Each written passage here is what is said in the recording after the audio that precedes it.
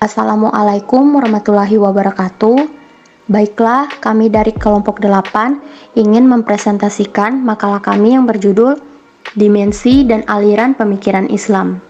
Nama perwakilan kelompok yaitu yang pertama Fadila Larasati A.S, NIM 2151200097. Yang kedua Reni Permatasari, NIM 2151200101.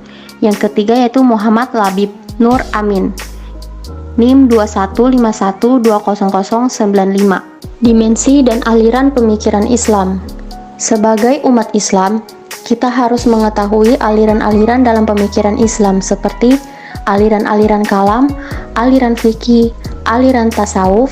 Pada kesempatan kali ini, kami membicarakan 3 bidang pemikiran tersebut.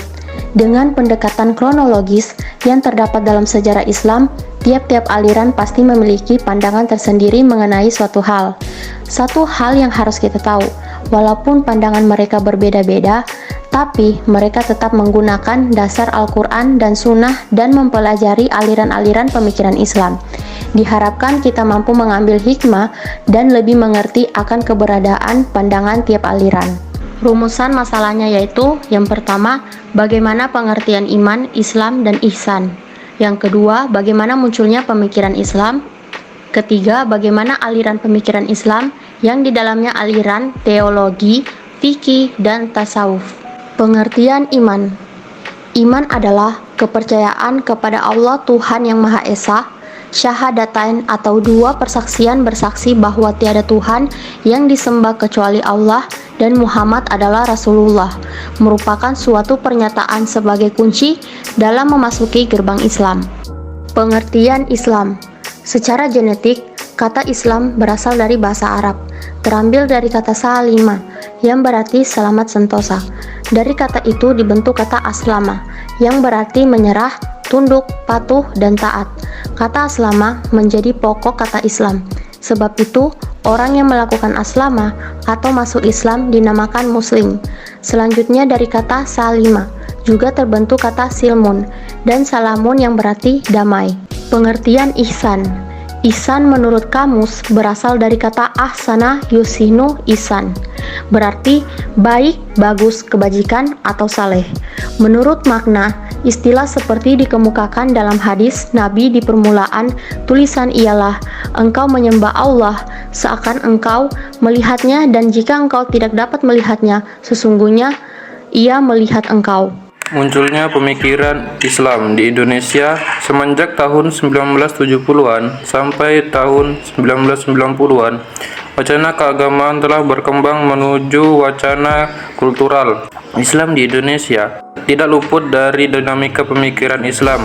Ide-ide baru telah mewarnai corak pemikiran Islam di Indonesia. Antusiasme kalangan intelektual Islam dalam wacana pemikiran Islam sosial keagamaan begitu tinggi, sehingga sering disebut sebagai masa antusiasme intelektual. Para intelektual aktivis ini diakui oleh para pemikir sesudahnya sebagai intelektual yang memiliki kepedulian yang besar pada problematika umat Islam, Indonesia, dan segenap anak bangsa.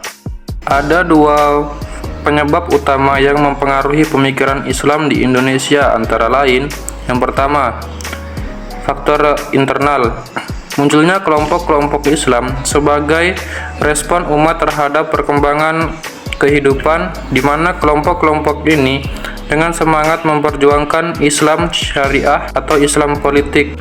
Yang kedua, faktor eksternal. Terjadinya perubahan global akibat perkembangan teknologi dan informasi. Akibatnya terjadi batas-batas dunia semakin tipis. Hampir seluruh kejadian yang terjadi di belahan dunia dapat dinikmati dalam jangka waktu yang tidak terlalu lama, bahkan secara langsung, seperti peristiwa pengaboman PTC, Perang Perak, Perang Mujahidin di Afghanistan, pengaboman Moro, dan sebagainya. Hal ini menyebabkan semakin berkembang wacana tentang demokrasi, pluralisme, hak asasi manusia, gender, globalisasi baik lewat lembaga-lembaga swadaya masyarakat maupun perguruan tinggi. Aliran-aliran pemikiran Islam. 1. Aliran teologi atau kalam.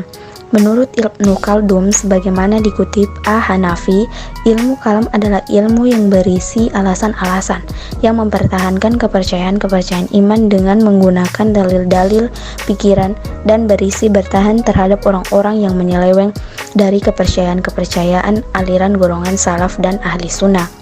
Kedua, aliran mazhab fikih. Secara historis, hukum Islam telah menjadi dua aliran pada zaman sahabat Nabi Muhammad SAW.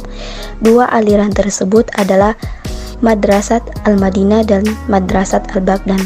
Aliran Madinah terbentuk karena sebagian sahabat tinggal di Madinah, dan aliran Baghdad atau Kufa juga terbentuk karena sebagian sahabat tinggal di Baghdad. Dan terakhir, aliran tasawuf.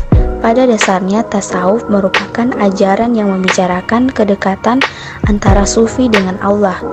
Dalam Al-Quran, terdapat beberapa ayat yang menunjukkan kedekatan manusia dengan Allah. Antara lain, bahwa Allah itu dekat dengan manusia. Quran Surah Al-Baqarah ayat 186.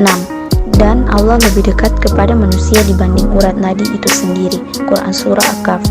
Sekian dari kami kelompok 8. Apabila ada kekurangan mohon dimaafkan.